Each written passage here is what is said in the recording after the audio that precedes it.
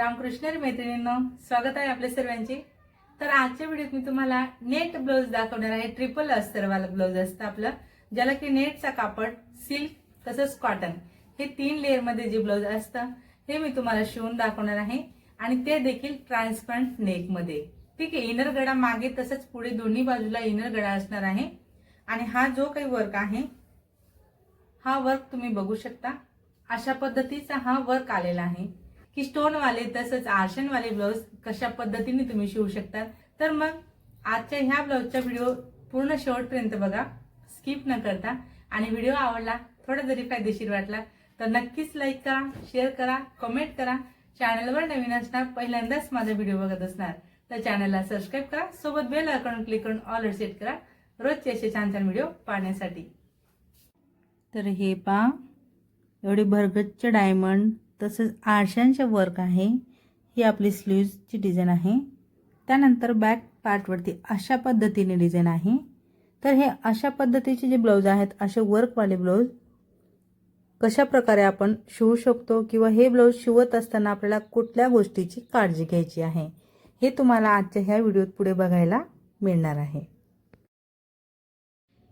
तर हे बघा, आता आपण इथं सर्वप्रथम सिल्क वाला पार्ट मी घेतलेला आहे।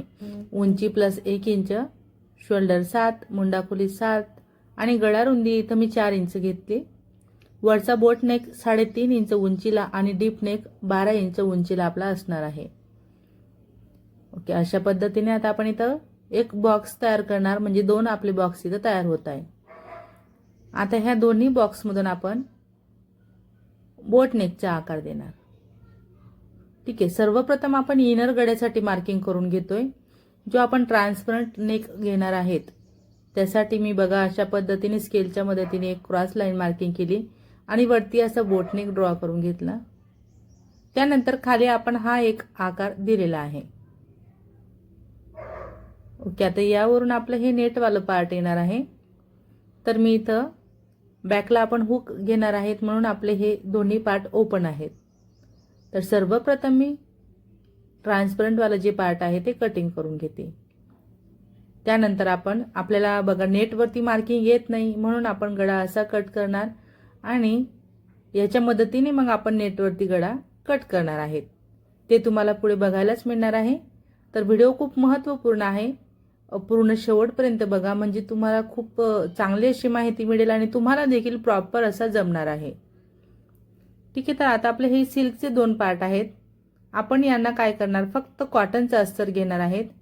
कॉटनचे अस्तर असं ठेवत, सिल्कवाला सीधा कापड आहे त्यावरून आपण कॉटन अस्तर ठेवून घेतलेला आहे आणि कॉटनच्या अस्तरला आपण फक्त ह्या वाल्या पार्टवर टिप टाकणार आहेत, जो की आपलं ट्रान्सपरंट नेक आपण इथं बनवून घेणार आहेत।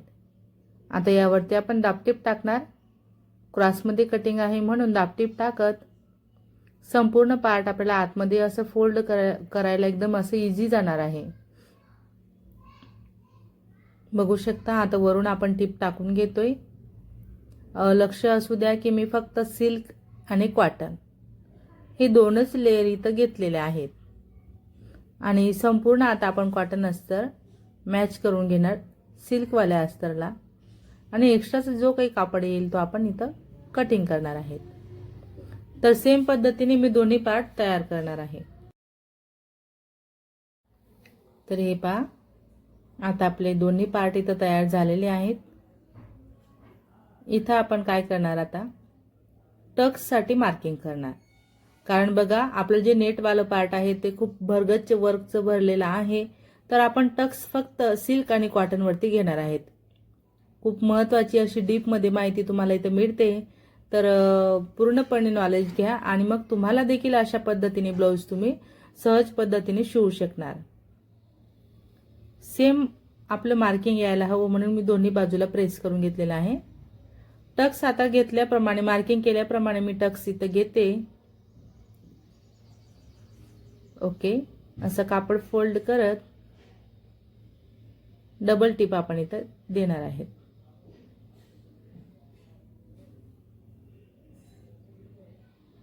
दोन्ही बाजूला आपल्याला सेमच करायचं आहे।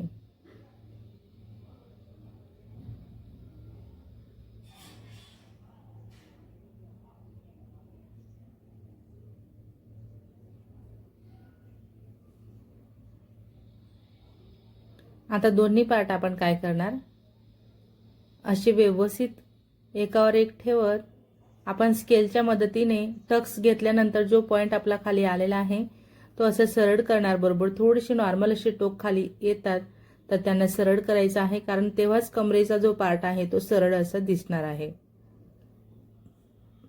ओके, आता आपल्याला याच्यावर नेटवाला पार्ट घ्यायचा आहे. आता हा भरगच्च भरलेला ब्लाऊज होता वर्कवाला, तो आपल्याला मागे घ्यायचा आहे. म्हणून मी बरोबर नेटची अशी घडी घातलेली आहे डिझाईनची आणि सेंटरमधून मी कट लावून घेते. तुमचं पण जे काही माप असेल, जर हेवी साईज असेल तरी देखील तुम्हाला सेंटरमधूनच कट लावायचा आहे. आजूबाजूला तुम्ही मार्जिन कटच्या बाजूला जॉईंट देऊ शकता, पण मला हे नेटचं पार्ट बरोबर येते कस्टमरच्या मापाला. ओके, आता आपण ह्या सिल्कवाल्या पार्टवर नेटवालं जे आहे पार्ट ते असं अटॅच करणार, जसं की मी तुम्हाला ठेवून दाखवते. ओके, अशा पद्धतीने खाली जो वर्क आहे डायमंड वर्क तो पूर्ण झिगझॅगमध्ये आहे, तर मी तसा न घेता एकदम सरळ अशी टिप टाकते आणि उंची चेक करून घेतली मी एकदा की वरती आपलं नेट बरोबर उंचीला येतंय का. जर कधी वर्क असं कमी जास्त असला तर मग आपल्याला नेटचा जो कापड असतो तो उंचीमध्ये व्यवस्थित असं ॲडजस्ट करावा लागतो. आता बघा, जिथपर्यंत आपलं खाली आहे सिल्क आणि कॉटनचं असतं तिथपर्यंतच आपण इथं टिप टाकणार. ओके, अशा पद्धतीने आता आपण काय करणार आहेत, सेम पद्धतीने दोन्ही पार्ट आपण तयार केले आणि खालच्या बाजूने मी पट्टी अशी फोल्ड करून घेतलेली आहे. बघू शकता, कंबर पट्टी देखील आपली फोल्ड झालेली आहे. एकमेकांवर आपल्याला पार्ट ठेवायचे आहेत व्यवस्थित असे. आणि आता आपण यावरती बोटनेक, तसाच आपला जो खाली आहे बोटनेकच्या खाली आपण अजून एक आकार दिलेला आहे तो आकार, तर आपण त्या आकाराचे फक्त आणि फक्त ठसे ठेवून घेणार आहेत आणि त्या मदतीने आपण इथं कटिंग करणार आहेत. तर आता ह्या ब्लाऊजला बघा, मागे हुक आणि वरती एक आपलं बटन येणार आहे. तर ह्या ब्लाऊजसाठी मी बटन देखील स्वतः तयार केलेले आहेत घरच्या घरी, जसं की माझ्याकडे बटनचे मशीन अवेलेबल आहे, पण मी बटन तयार करून परत त्या बटनांवर देखील वर्क म्हणजेच स्टोन आहेत ते लावून घेतलेले आहेत, की जेणेकरून खूप सुंदर असे डिझायनर बटन मी इथं बनवून घेतलेले आहेत आणि त्यामुळे आपल्या ब्लाऊजला अजूनच खूप आकर्षक असा लुक इथं मिळालेला आहे. तर बघा, चॉकची मार्किंग आपल्या नेटच्या कापडावर येत नाही, म्हणून मी अशा पद्धतीने ठसे ठेवत गळ्याचा जो काही शेप होता तो मी असा कटिंग केलेला आहे. आता आपल्याला काय करायचं आहे, मी तुम्हाला एकच बाजू दाखवेल, दुसऱ्या बाजूला मी सेम पद्धतीने गळा तयार करणार आहे. तर गळा तयार करण्याच्या आधी आपल्याला शिलाई मार्जिनमध्ये येणारे जे स्टोन आहेत, ज्या आरशा आहेत त्या काढायच्या आहेत. आणि आता इथे मी सर्वप्रथम फक्त वरचा जो काही बोटनेक आहे, मी सुरुवात वरच्या बोटनेक पासून केलेली आहे आणि नेटचा जो काही कापड होता तो मी क्रॉसमध्ये कटिंग केलेला आहे पाइपिंग करण्यासाठी. तर मी ह्या गळ्यावरती पाइपिंग करणार आहे. नेटचे कापड तुम्हाला क्रॉसमध्ये कटिंग करायचे असतो जेव्हा तुम्ही पाइपिंग करत असणार तेव्हा. बघा, आता पुढचा मी एक्स्ट्राचा पार्ट कट केला.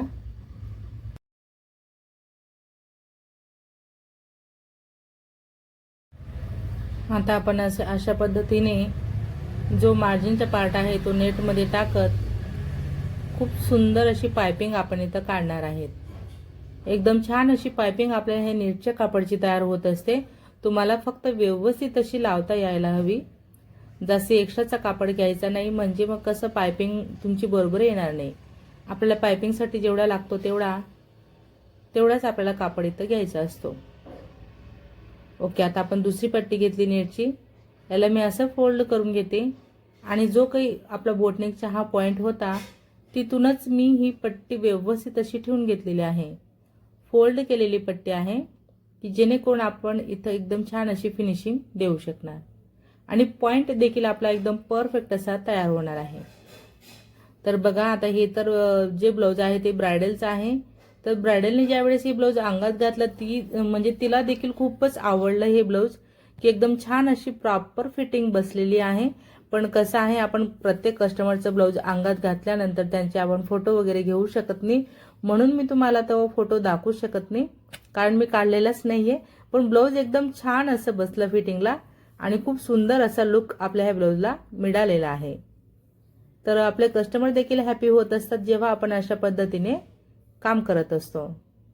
आता बघा मी एक्स्ट्राचं जे काही टोक होतं ते कट केलं आणि नेटचं बघा, नेटच्या पट्टीचा डबलवाला पार्ट आहे तो मी बरोबर असा आतमध्ये टाकते आणि फक्त थोडीशी पायपिंग मी अशी इथं काढते. एकदम गोलमध्ये पायपिंग आपली इथं आपण तयार करून घेतोय अशा पद्धतीने. तर हे कामं जे असतात ते खूप सांभाळून करायचे असतात आणि गळ्याचा आकार कट झाल्यानंतर नेटचा कापड असा आपला कुठं जास्ती लांबायला नको किंवा असं इकडे तिकडे जास्त पसरायला नको याची आपल्याला काळजी घ्यायची असते. आपण हे जेव्हा पट्टी किंवा पायपिंग लावत असतो त्यावेळेस आपल्याला हे सर्व गोष्टींची काळजी घेत अगदी अलगद हाताने आपल्याला हे काम करून घ्यायचं असतं. कारण नेटचा कापड म्हटला म्हणजे एकदम खूपच असा बारीक असतो, म्हणून सावकाश असं आपल्याला हे काम आपलं कंप्लीट करायचं आहे. ठीक आहे, आता दोन्ही बाजूचे पार्ट सेम तयार करायचे आहेत सर्वप्रथम आणि मगच आपल्याला आय हुक पट्टी लावायला इथं घ्यायचं असतं. कारण लहान मोठी व्हायला नको मग अजून आपली आय हुक पट्टी. म्हणून आता बघा जेवढे मला स्टोन शिलाईमध्ये येणार आहेत ते स्टोन मी काढून घेतलेले आहेत आणि खालच्या बाजूने मी हा जो काही सिल्कचा कापड आहे तो असा फोल्ड केला, अजून एक फोल्ड केलेला आहे मी. त्यानंतर वर देखील मी कापड फोल्ड करून घेणार आहे, कारण वरती देखील आपला गळा जो आहे तो फिनिशिंगमध्ये तयार झालेला आहे. जेव्हा गळ्याला पट्टी लावलेली नसते तेव्हा आपण वरच्या बाजूला ओपन ठेवलं तरी काही हरकत नसते, कारण आपण गळ्याला पट्टी लावतो तेव्हा ते कव्हर होत असतं. वरून दाबटीप टाकायची आहे. संपूर्ण टीप आपल्या आता संपूर्ण पट्टी आपल्याला आतमध्ये टाकायची आहे. हवं तर तुम्ही इथं हात शिलाई देखील करू शकता आणि मशीनची टीप तुम्हाला टाकता येत असेल तर तुम्ही ती देखील टाकू शकता. तर इथं खूपच असं सांभाळून मी टीप टाकते. जिथं कुठं आरशा येत आहेत, स्टोन येत आहेत, तिथं मला थोडा प्रॉब्लेम असा येतोय. तर मी आरशा किंवा स्टोन न काढत तिथंच मी असं ॲडजस्टमेंट करून घेते, बघू शकता अशा पद्धतीने. आणि इथं आपल्याला एकदम असं सांभाळून डबल टिप टाकायची आहे. ओके, आता आपली ही हुक पट्टी तयार झाली. त्यानंतर आपण इथं आय पट्टी लावून घेणार आहेत. जसं आपण फ्रंट पार्टला सुरुवात करतो ना खालच्या बाजूने कमरेकडच्या बाजूने पट्टी लावायला, तशीच तुम्हाला मागच्या बाजूला देखील कमरेकडच्या बाजूने पट्टी लावायची सुरुवात करायची आहे. परत मी चेकिंगला घेतलेला आहे की सेमच आपली पट्टी यायला हवी. हे बघा, एक फोल्ड अजून परत पुन्हा दुसरा फोल्ड आपला बरोबर टीप वरती आलेला आहे. जी पहिली टीप होती तिथंच आपला हा फोल्ड आला. आणि इथं बघा आता कापड बारीक आहे आपला सिल्कचा, म्हणून मी काय करते कापडचेच मी आय बनवून घेणार आहे. हवं तर तुम्ही धाग्याचे देखील आय बनवू शकता, तुम्हाला जसे लागतील तसे तुम्ही इथं आय बनवू शकता. पण मी इथं अगदी छोट्याशा जागेवरती 4 आय बनवून घेतलेले आहेत.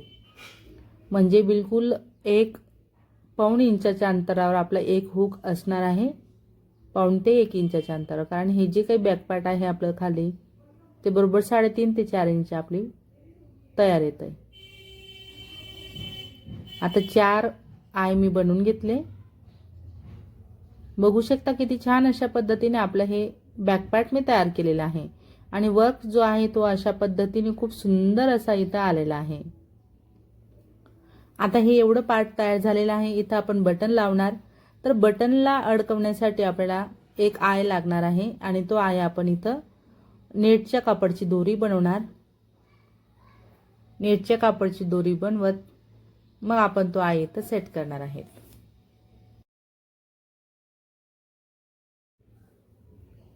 तर बघा आता आपण इथं रिफिलच्या मदतीने जो काही आपण बन बनवून घेतलेला आहे तो असं पलटवून घेणार आहे. व्यवस्थित असं आपला बन पलटवून झालेला आहे.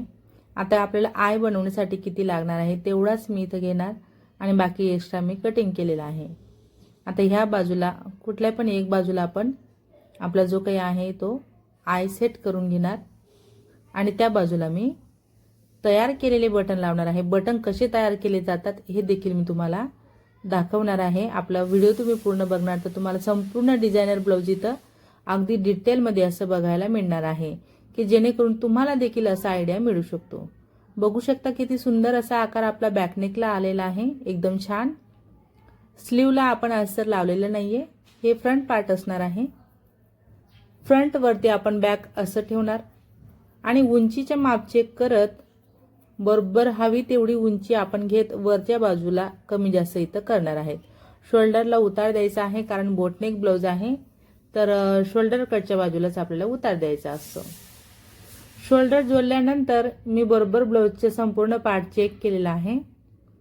शोल्डर देखील सारखे केले, मुंड्याचा आकार व्यवस्थित केला। त्यानंतर आता आपल्याला स्लीव जॉईन करायचे आहेत, पण आपल्याला आता हे बॅक पार्टवरचे जे आरशे किंवा स्टोन आहेत ते आपल्याला मार्जिनमध्ये येणार आहे, तेवढा पार्ट आपल्याला काढून घ्यायचे आहेत आणि मग आपण इथं स्लीव अटॅच करू शकतो। तर बघा, नेटच्या ब्लाउजवरती ट्रान्सपरंट गळा आपण ज्यावेळेस घेतो तेव्हा बाही कशी अटॅच करायची हे पण खूप महत्त्वाचं पार्ट आहे। तर बरोबर डिझाईन सेंटरला यायला हवी यासाठी मी सेंटरमधून सुरुवात केलेली आहे। बाही लावत असताना मी सेंटरमधून सुरुवात करते आणि मध्ये येणारे स्टोन तसंच आरशा मी तेव्हाच्या तेव्हा देखील काढत असते, जे मला शिलाई करत असताना आतमध्ये येत असतात, म्हणजे की जेणेकरून आपला ब्लाउजचा जो लुक आहे तो जास्तीच आपण खराब व्हायला नको, ह्यासाठी शिवत असताना देखील आपण ते काढू शकतो। पण सांभाळून काढायचे, एखाद जर राहून गेला तर मग आपली सुई नक्कीच मुडू शकते। आणि सुई बघा, सुई आपण रेग्युलर जी असते माझी ब्लाउज स्टिच करण्याची तीच सुई मी इथं वापरत असते, कारण यासाठी बघा कुठलीच अशी सुई बनलेली नाही की जी स्टोनवरती आणि काचेवरती चालेल, कारण मशीनच्या ज्या सुया असतात त्या ह्या अशा एकदम थोडा कडक वस्तू आल्या का त्यावरती मुडत असतात।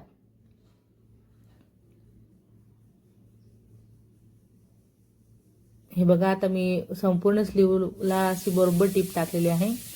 आता ह्या बाहीवरती आपल्याला डबल टीप तर टाकायची आहे, पण ती अशीच न टाकता दाबटीप टाकायची असते, म्हणजे संपूर्ण मार्जिनवाला पार्ट आपल्याला इकडे ब्लाउज कटच्या बाजूला करायचा असतो की जेणेकरून बाहीला एकदम छान अशी आपल्याला फिनिशिंग देता येईल।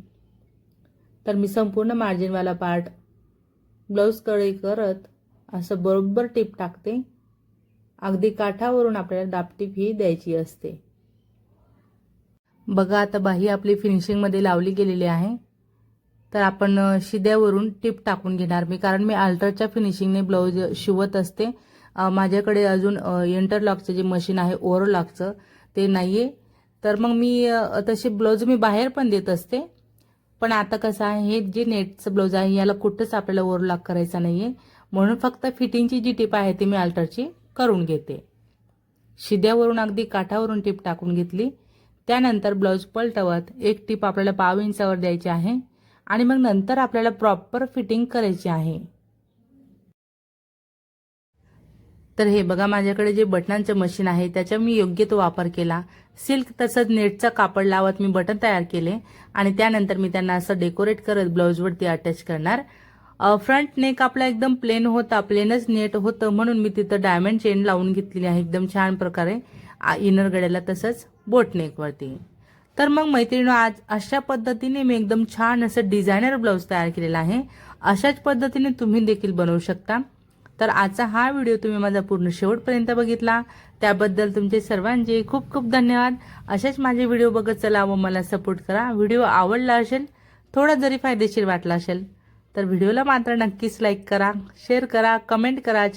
पहिल्यांदाच माझा व्हिडिओ बघत असणार तर चॅनलला सबस्क्राईब करा, सोबत बेल आयकॉन क्लिक करून ऑल सेट करा रोजचे असे छान छान व्हिडिओ पाहण्यासाठी। चला तर मग भेटूया आपण पुढच्या एक छान अशा व्हिडिओत आणि नवीन डिझाईन सोबत। धन्यवाद।